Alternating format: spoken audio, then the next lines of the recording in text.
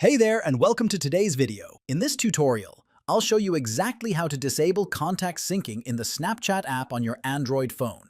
This process helps you protect your privacy and prevent Snapchat from continuously accessing your phone contacts. Let's go through the steps together now. First, open the Snapchat app on your Android phone. Next, tap the profile icon at the top left corner of your screen. Now, tap the settings gear icon in the top right corner.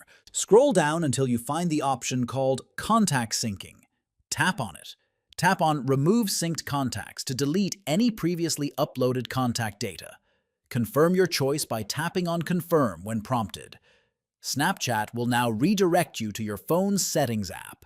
In that screen, tap on Permissions. Then tap on Contacts.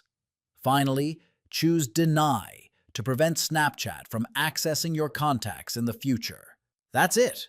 Your contacts will no longer be synced to Snapchat. Thanks for watching. By following these steps, you've successfully protected your contacts from being synced. If this guide helped, don't forget to subscribe and check out our other helpful tutorials.